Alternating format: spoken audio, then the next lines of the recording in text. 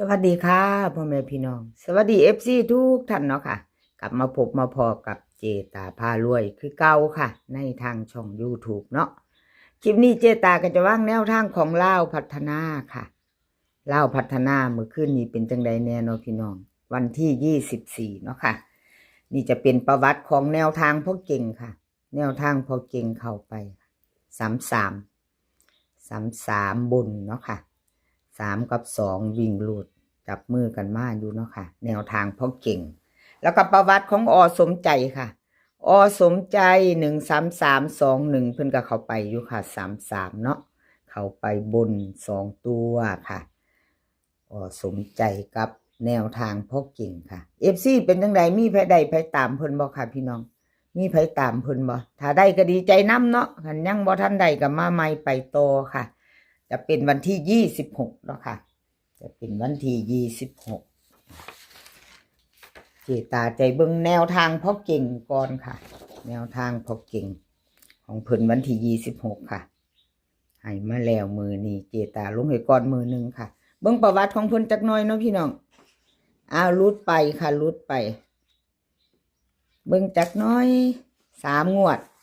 ลุดไปเข้า1งวดเนาะค่ะ2ตัวงวดที่3จังเข้าเนาะพี่น้องครับขอบคุญขอบคุณ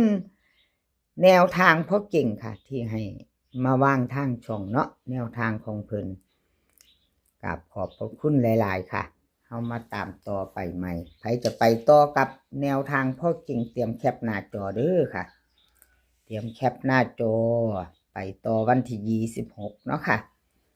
ลาวพัฒนาวิ่งลูดของเพิ่น5กับ2ค่ะ2ตัว4หาง52 53 24 23ค่ะเบิ้ล55กับ22 3ตัว3หางค่ะ524 253 525ค่ะวิ่งลูดเพิ่นเด่นทอกันค่ะแนวทางพอเก่งเด่น5กับ2ทอกัน2ตัวเน้น2หางค่ะ52กับ24 3ตัวเน้นหางเดียวค่ะ524เอาแคปหน้าจอค่ะใครจะไปต่อกับแนวทางพ่อเก่งเนาะค่ะใครจะไปต่อแคปหน้าจอแนวทางพ่อเก่งไปต่อวันที่26เนาะค่ะพี่น้องพันไผยังบ่ทันใดยังบ่ทันหมานน้ำพึ่งเนาะคนมาไปต่อกันแคปหน้าจอแนวทางพ่อเก่งเรามาไปต่อค่ะไปต่อเป็นของใคร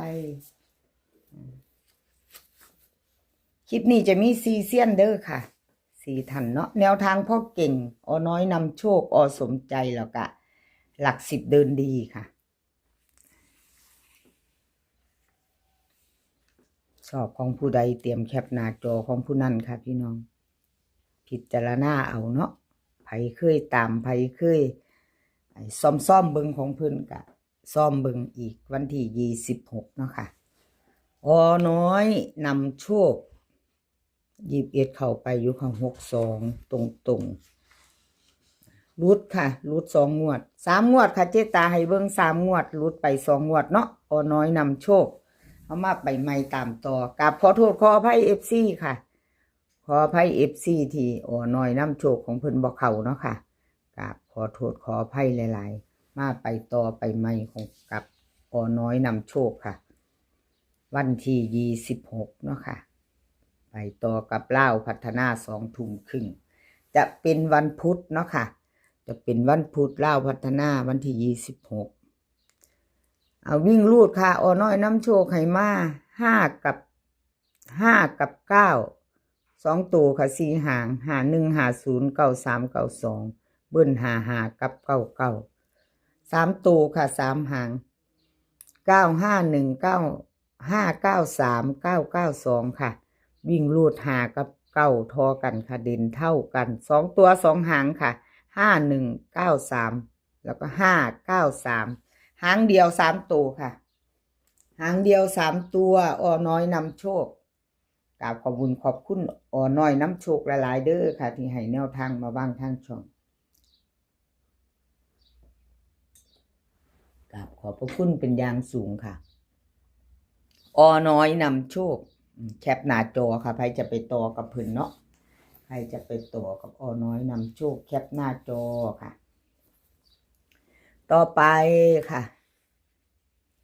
เลขทุกตัวเอามาวางเพื่อเป็นแนวทางค่ะโปรดใช้วิจารณญาณในการรับชมเป็นอย่างสูงเนาะค่ะ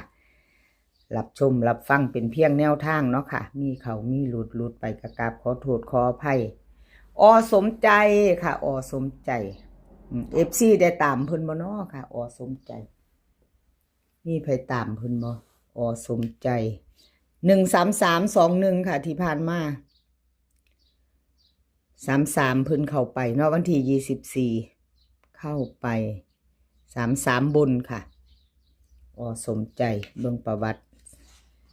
เข้าอยู่ค่ะอันวิ่งรูด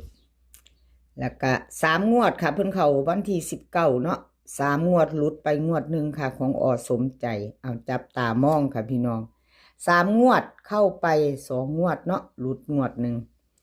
อันวิ่งรูดกับบ่หลุดดอกค่ะ2ตัวเพิ่นบ่เดินของสมใจอันไผจะตามต่อก็เตรียมแคปหน้าจอค่ะ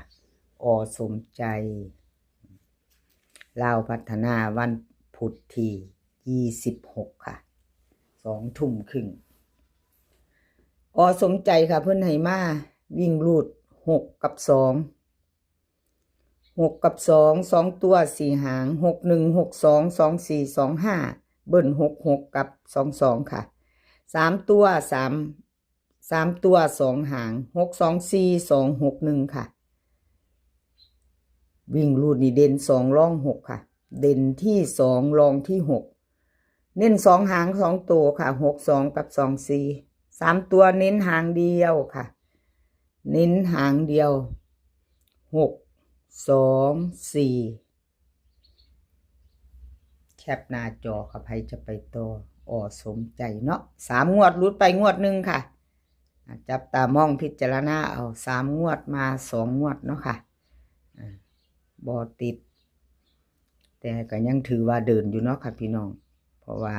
เพิ่นก็เข้าไปตัวเดียวอยู่วิ่งรูดเนาะแล้วก็3งวดนี่ก็เข้าไป2ตัวแนวทางใหม่ค่ะแคปหน้าจอกับสมใจวันที่26 2 ทุ่มครึ่งกับลาวพัฒนาวันพุธแคปหน้าจอแล้วไปต่อค่ะแคปหน้าจอแล้วไปต่อเป็นของใครเลขทุกตัวก็เป็นเพียงแนวทางเนาะค่ะพี่น้องกับขอบุญขอบคุณสมใจหลายๆเด้อค่ะที่ให้แนวทางมาวางทางช่องของเจตาค่ะกับขอบพระคุณเป็นอย่างสูงสมใจไปแคปหน้าจอแล้วไปต่อค่ะ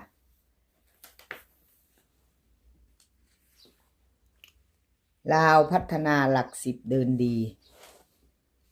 มาแล้วค่ะ FC ผู้เพิ่นรอคอย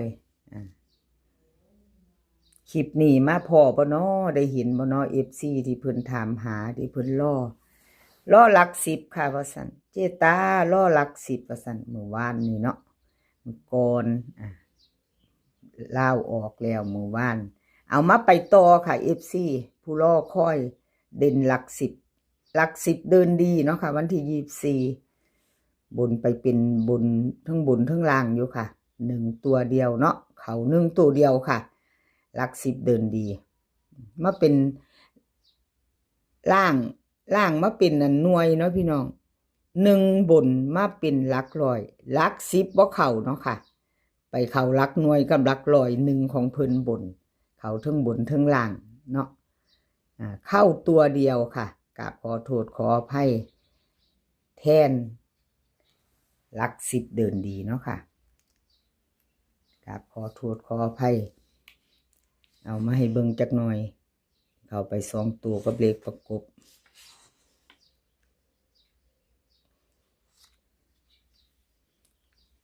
ขออภัยหลายๆค่ะถ้าแนวทางของเพิ่นบ่อันนั้นเนาะแนวทางบ่เข้าบ่มาเนาะค่ะบ่เข้าบ่มาบนเป็นบนล่างเป็นล่างบ่เข้าก็ขออภัยหลายๆมาใหม่แล้วค่ะหลัก10เดินดี8กับ2บน8ล่าง2เลขประกบค่ะ5กับ4กับ3 5 4 3 543ค่ะ858483232425ค่ะพี่น้องประกบเอาที่เฮาชอบเฮามักชอบก็จัดขัดก็ผ่านเนาะค่ะชอบก็จัดขัดก็ผ่านคลิปนี้ก็ขอให้พี่น้องโชคดีกับเล่าพัฒนาวันที่26ค่ะมื้อนี้ขอให้มีความสุขขอให้สุขภาพร่างกายแข็งแรงกันทุกคนค่ะเดินทางไปไสก็ขอให้ปลอดภัยเดินทางไปขอให้มีโชคค่ะกลับมาก็ขอให้มีชัยคลิปหน้าพ่อกันไหมค่ะคลิปนี้ก็สวัสดีค่ะ